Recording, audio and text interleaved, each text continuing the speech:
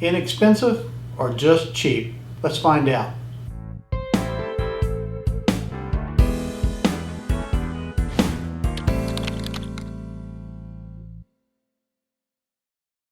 What we're going to take a look at tonight is the Wen Rotary Toolkit with flex shaft.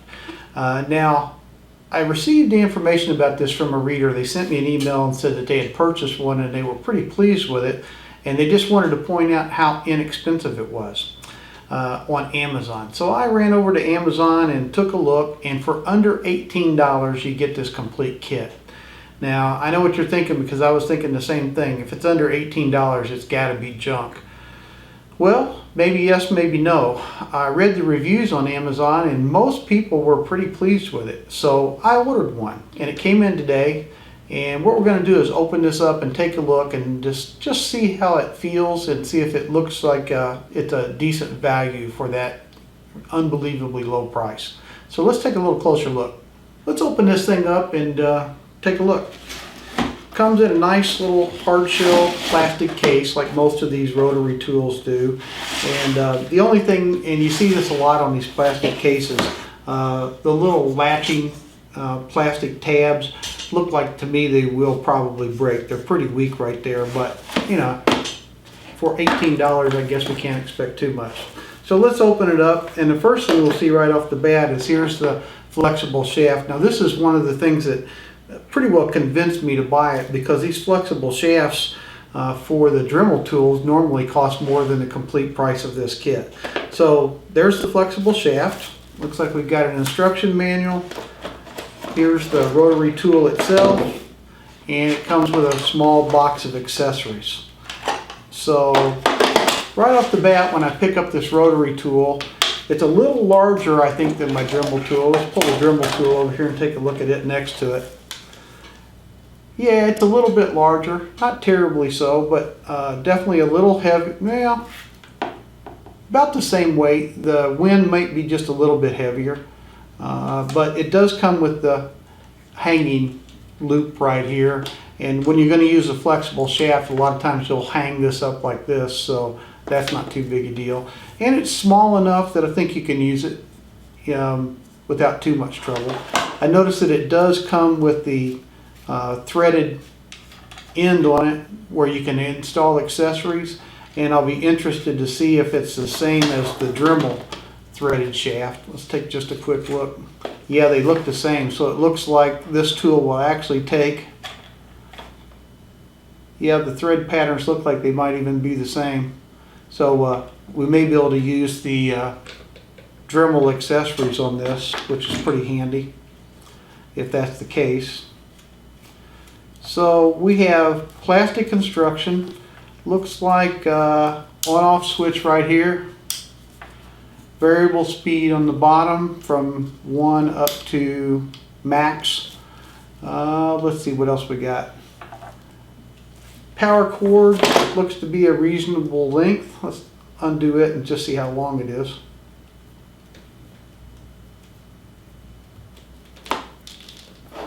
Looks like it's probably a 4-foot cord would be my guess. And the construction of this actually feels pretty good. I'm a little surprised. It has at least as good a feel of quality and weight, and it looks to me like it's every bit as nice as the Dremel tool. So let's plug it in, put an accessory in it, and just see what it looks like. I got both of these tools sitting here on my workbench, and I've been playing with the new one just a little bit just to get a feel for it, and I'll show you a couple things that I've seen right off the bat. One thing that I don't like too well about the Wen, but it wouldn't be a deal killer, is when you get ready to change a bit on this, of course you have the button just like the Dremel, and you turn it until that button falls into a hole, and then, let me get it down there where I can do it, and then you put your wrench on here and you loosen the collet. On this particular one, the place where you put this wrench is very, very small. You can only get it right on the very end right here, as opposed to the Dremel tool where you can go up and down the complete length of the collet to get a hold of it. So that's a little bit of an annoyance right there. I've got both of them plugged in so we can run them here, and I'm just going to give you a sample of what it's like when they're running. We'll do the Dremel tool first. I'll turn it on and we'll do low speed, and then we'll turn it up to high speed. So there's low speed. And if you look over here, it might be a little difficult to see, but if you look at the sanding drum that I've got in it, you can see that the actual rotation is fairly smooth. There's not a lot of run out. In other words, it's actually turning in a tight circle. And at low speed, you can see we got a little bit of vibration that's moving. Let's turn it all the way up. You can hear the noise. That gives you an idea of the noise level and how much vibration there was to it. So now let's go ahead and take the sanding wheel out of the Dremel, put it in the Wen, and do the same thing, see what it sounds like, see how much run out there is. And again, here's the problem where you got to put this tool in there. It's not the end of the world, but it's just a little less convenient. Okay, I'm going to turn this down to its minimum level, which is a 1 on this. Turn it on. And you can see at low speed, probably about the same amount of vibration.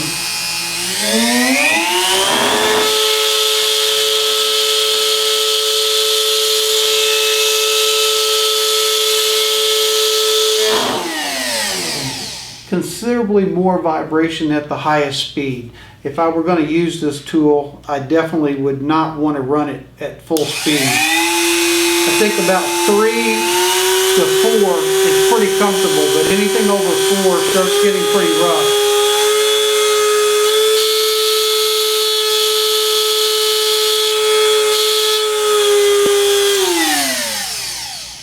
Another thing I noticed is that while I was turning this at high speed, the little adjustment wheel right here that you change the speed on, it was vibrating so bad that when I got it up to about 5, it would actually turn itself.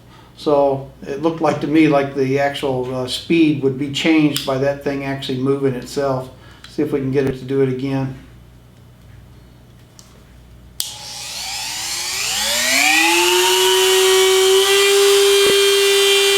I don't know if you can see it turning there, but it's actually moving. Not a lot, but a little bit.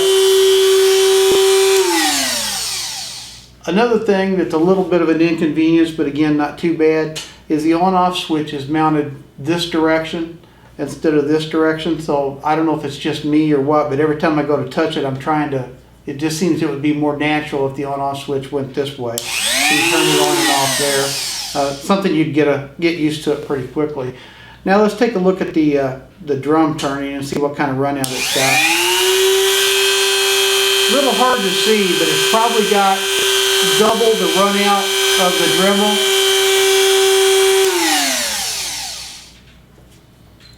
It feels tight, but it's definitely not running. As a matter of fact, I can actually see that the shaft that goes into the rotary tool itself is actually wobbling a little bit, as opposed to the one on the Dremel. It's very straight. So a little bit of loss in quality there. And if you were going to sand on or do any cutting or any kind of real fine work, that might be a problem, because it definitely has some run out.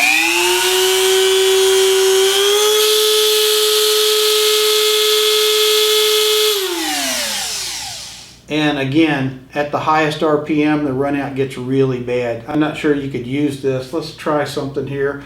Let's get something we can sand on real quick. Let's try, just bump it on this and see what it looks like.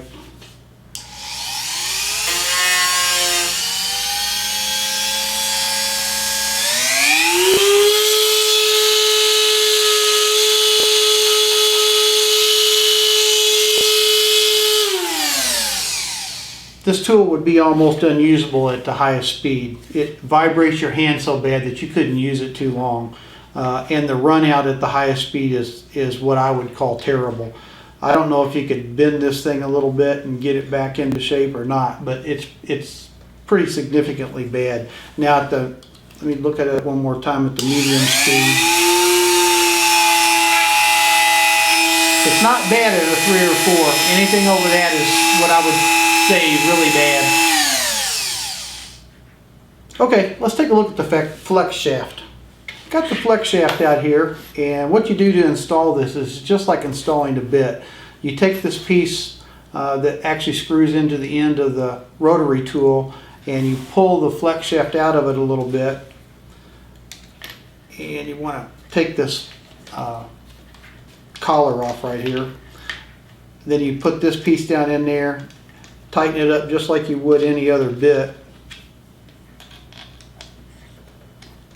Then you move the end piece of the flex shaft up and screw it into the end of the rotary tool. And we've got our flex shaft installed. Now this is a little bit different in that it doesn't use a little wrench. It actually has a locking bar that looks like this right here. It's just a round locking bar, and when you get ready to put your bit into the flexible shaft, you take this locking bar, put it in there, and then you can take the wrench and loosen it up. And with that locking bar in there, of course, we can tighten it back down.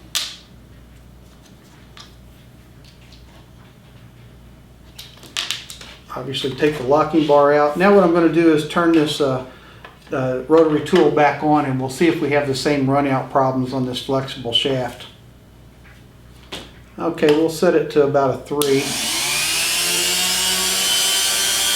And that is very smooth. No run out at all. Let's turn it up a little bit.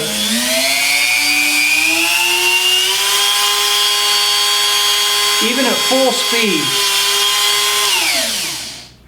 at full speed, there was no run out on this. You could do some pretty detailed work with this. So I think I've decided already that if I use this tool, I'll be using it with the flexible shaft, because that's a much better experience the way that worked.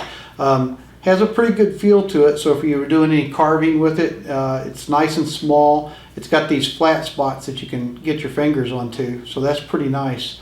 The flexible shaft is definitely a thumbs up. The rotary tool leaves a little to be desired, only because of the run out on the collet.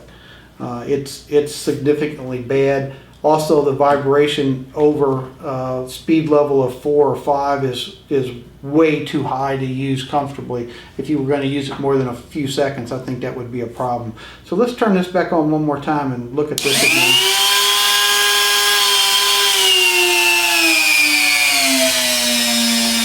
That part is really nice. I like that. Okay, I think that's about all we can look at. It does come with a few accessories here. I'll zoom in a little closer and show you some of the accessories. I did notice that the accessories and the collets for the Dremel tool do fit onto this Wen tool, but it comes with several little sanding stones, buffing wheels of a couple different sizes, some cutoff wheels. These are very cheap cutoff wheels. I probably wouldn't use those very much, but it did come with a few. There's a little bit larger ones.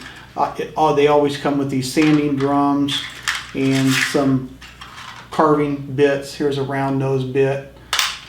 So it's got, and then it's got an extra collet for large and small bits. So not too bad. And again, you got to keep the price of this thing in mind. It's definitely not expensive. Let's take a look at the pros and cons of the Wen rotary tool. The obvious pro is it's under $18, which is very inexpensive. The flexible shaft is definitely a pro.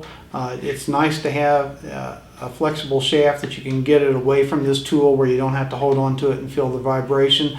The vibration in the flexible shaft was minimized, because of its not attached to this thing, with a hard attachment, so the vibration didn't seem to be bad when you're holding this.